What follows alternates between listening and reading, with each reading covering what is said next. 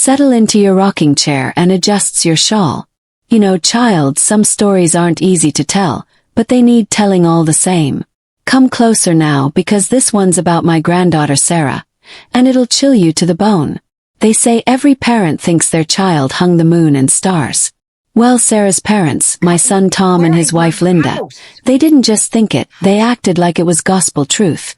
That girl never heard the word no from the day she drew her first breath. Tom made good money, real good money, running those car dealerships downtown. And Linda, well, her family had money going back 3 generations. Between the two of them, they showered Sarah with everything, and I mean everything. Designer clothes she'd outgrow in months, a phone at age 7, her own credit card at 12. I'd watch from my little house next door, shaking my head, knowing in my bones this wasn't going to end well. Mama, Tom would say when I'd try to speak up, we're just giving her the childhood we never had. What's wrong with that? Everything, baby. Everything was wrong with it. By 13, Sarah had learned something dangerous. That her pretty face and her daddy's wallet could buy her anything in this world. She started coming home later and later. 14, she's wearing makeup that would make a grown woman blush. 15, and the phone calls started coming to my house. Mrs. Patterson, the neighbors would whisper, we saw Sarah with those college boys down at the quarry. Mrs. Patterson, your grandbaby was at that party on Miller Road.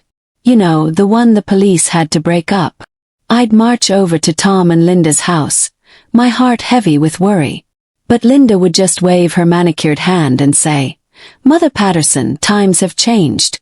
Young people need to explore and find themselves. We can't keep her locked up like she's in prison. Find themselves.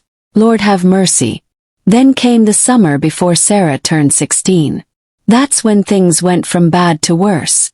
She started disappearing for whole weekends. Different men, and yes, I mean men, not boys, would pick her up in fancy cars. 25, 30 years old, some of them. Tom and Linda had their heads so far in the sand, they might as well have been ostriches.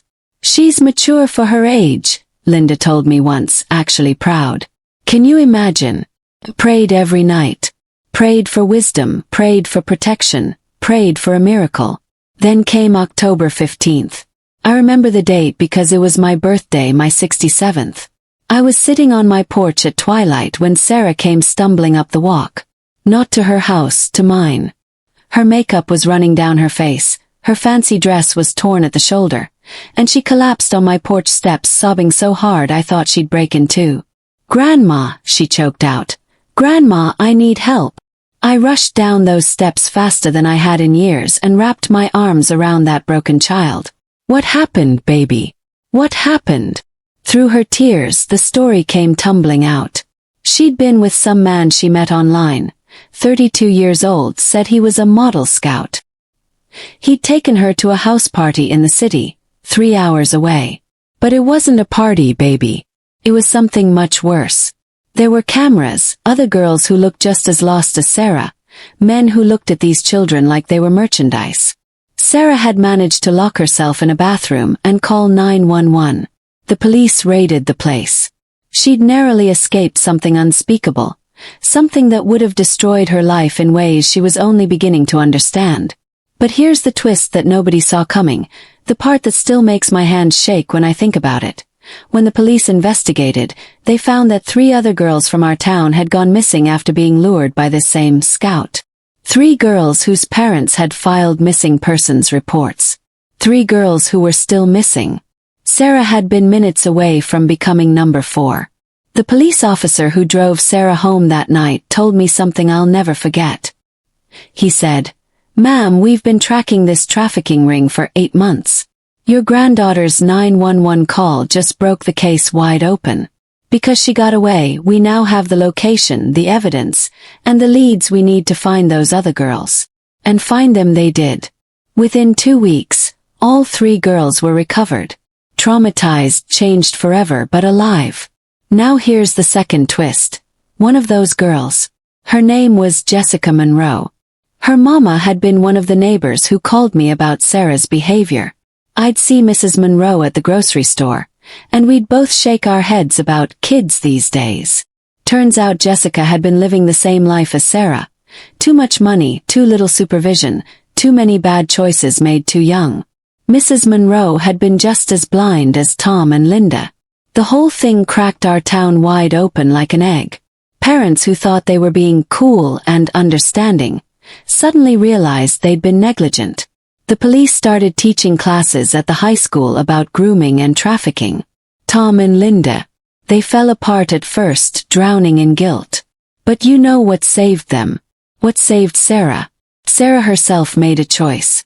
That girl who'd never been told no, who'd never faced a consequence, stood up in front of the whole town at a meeting and told her story. Every shameful detail. She cried, she apologized, and then she said something that still gives me chills. I blamed my parents for not stopping me. But I also have to blame myself for the choices I made. I knew better. Deep down I always knew better. I just thought I was smarter than everyone else, that nothing bad could happen to me. That takes courage, baby. Real courage.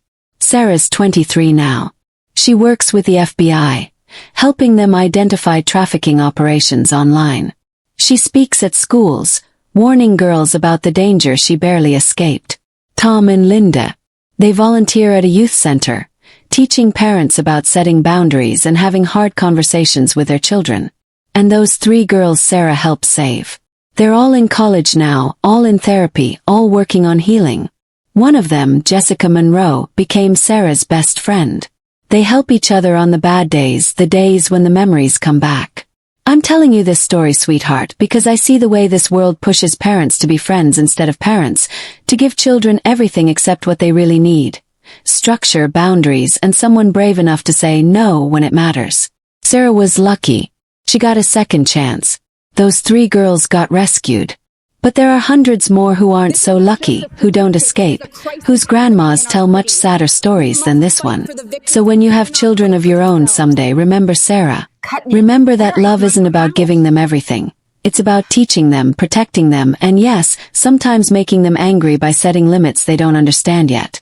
Because the world out there, it's got wolves dressed up as model scouts, predators disguised as opportunities, and traps baited with flattery and freedom. Your job isn't to be their friend. Your job is to be their parent, to be the grown-up who loves them enough to be the bad guy when necessary. Wipes her eyes and takes a shaky breath. Now that's enough heavy talk for one evening. But you remember this story, you hear me? Remember it and one day pass it on. Some lessons are too important to keep to yourself.